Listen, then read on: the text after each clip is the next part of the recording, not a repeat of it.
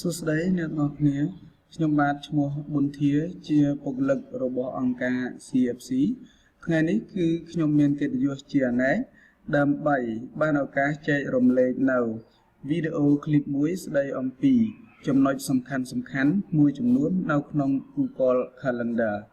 ព្រោះហេតុនេះសូមអញ្ជើញទៅតាមដាននិងទស្សនាសិក្សាទាំងអស់គ្នាបាទ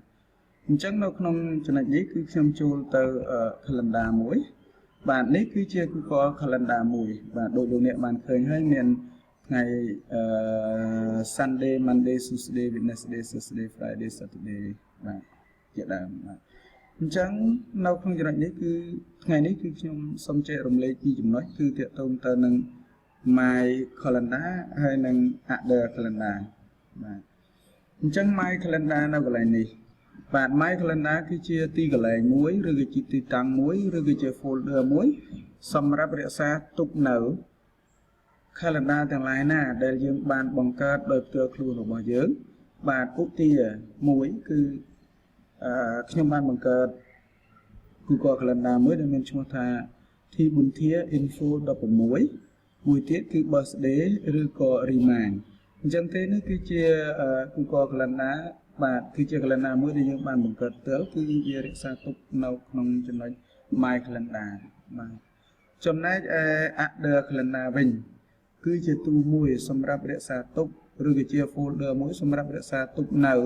calendar ទាំងឡាយណាដែលគេបានសៀមកឲ្យយើងឬក៏យើងហៅថាចែករំលែកបាទ calendar នោះ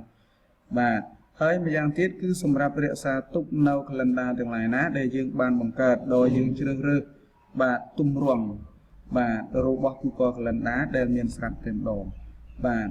ដើម្បីចូលទៅបង្កើត Google Calendar បាទដែលមានទម្រង់ស្រាប់សូមលោកអ្នកចុចទៅលើ Other បាទ Calendar នៅក្នុងចំណុចនេះរួចជ្រើសរើសយកពាក្យថា Browse Interesting Calendar បាទចុចនៅកន្លែងនេះកាលណាយើងចុចនៅកន្លែងនេះគឺយើងមានផ្ទាំងមួយបាទផ្ទាំង dialog របស់ calendar មួយបានបង្ហាញអញ្ចឹងនៅក្នុងនោះគឺសូមបច្ចនាម3ចំណុចនេះគឺមាន holiday មាន sport ហើយនិងមាន more បាទអញ្ចឹង holiday មួយនេះគឺវាមានទម្រង់ calendar របស់យើងនោះវាមានច្រើនបាទនេះមានច្រើនដូចជា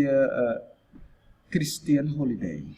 អញ្ចឹងបើសិនតែយើងចង់បានទម្រង់បែប Christian holiday គឺយើងចុចទៅលើពាក្យថា subscribe នៅពេលនោះយើងនឹងទទួលបានទម្រង់calendar មួយទាក់ទងទៅនឹង Christian holiday បាទបើសិនលោកអ្នកមិនទាន់ចង់បានទេយើងចង់ make sure ថាទម្រង់ហ្នឹងវាយ៉ាងម៉េចយើងអាចទទួលយកបានឬក៏មិនយកបានគឺលោកអ្នកគ្រាន់តែចុចទៅលើពាក្យថា preview បាទដើម្បីទៅមើលទម្រង់ហ្នឹងតែម្ដងបាទនៅពេលនោះគឺនេះគឺជាទម្រង់បាទឡងយេមួយដែល follow ទៅតាម style របស់ Christian holiday បាទមានទាំង week month agenda ជាដើមបាទចង់ print នៅកន្លែងនេះយើង print ទាំងនេះចេញមកក្រៅទៅម្ដងបាទរាល់អ្វីដែលយើងមើលរួចហើយគឺយើងចុចលើពាក្យ close នេះបាទរួចហើយបើសិនតែលោកអ្នកត្រូវការគឺចុចលើពាក្យ subscribe បើលោកអ្នកមិនទាន់ត្រូវការទេគឺអាចទៅមើលទម្រង់ web sport បាទយើងអាចចុចមើលហ្នឹងនេះគឺជាទម្រង់ calendar ទាក់ទងទៅនឹង sport ដូចជា baseball basketball cricket football hockey rugby soccer ជាដើមបាទអញ្ចឹងយើងគ្រាន់តែចុចលើទម្រង់ណាមួយទៅវានឹងបានដោយអូតូម៉ាទិកបាទឬក៏យើងអាចចុចទៅលើ more ដើម្បីមើលទម្រង់ផ្សេងលើពីនឹងទៀតបាទអញ្ចឹងទម្រង់ផ្សេងនៅកន្លែងនេះគឺមានច្រើនដូចជា day of the year បាទ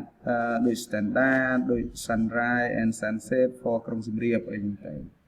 បាទអញ្ចឹងបើលោកអ្នកចង់បានទម្រង់មួយណាមួយគឺគ្រាន់តែយើងចុចទៅលើពាក្យ subscribe ឧទាហរណ៍ខ្ញុំចង់បានទម្រង់មួយទាក់ទងទៅនឹង sunrise and sunset for ក្រុងសៀមរាបអញ្ចឹងខ្ញុំចុចទៅលើពាក្យ subscribe បាទខ្ញុំចុចទៅលើពាក្យ subscribe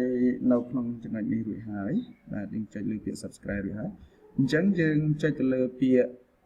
back to calendar ដើម្បីទៅទទួលយកទម្រង់នោះអូខេអញ្ចឹងនៅក្នុងចំណុចនេះគឺយើងមើលនៅកន្លែង Other Calendar យើងនឹងឃើញបាទនេះទម្រង់បាទរបស់ Sunrise បាទសម្រាប់ក្រុមសៀមរាបរបស់យើងមានច័ន្ទគាអីដូចគ្នា បាទនេះនៅក្នុងចំណុចនេះបាទមានច័ន្ទធាដូចគ្នាហើយនឹងសាន់រ៉ានិងសាន់សេនេះកំណត់ម៉ោងម៉ានអញ្ចឹងគឺវាចេញដោយអូតូបន្តិចតែម្ដងបាទអញ្ចឹងគឺនៅក្នុងคลิปវីដេអូនេះគឺខ្ញុំសូមបង្ហាញបាទភាពខុសគ្នារវាង My Calendar ហើយនិង Other Calendar ហើយនឹងការបង្កើតទម្រង់បាទ calendar ថ្មីផ្សេងទៀតដែលយើងជ្រើសរើសបាទដោយទម្រង់បែបបទរបស់ម៉ាស៊ីនឬក៏របស់ Google Calendar បានរៀបចំស្រេចតែម្ដងបាទអញ្ចឹងទេសូមអរគុណបាទជួបគ្នានៅคลิปវីដេអូក្រោយទៀតបាទជូនពរសំណាងល្អបាទ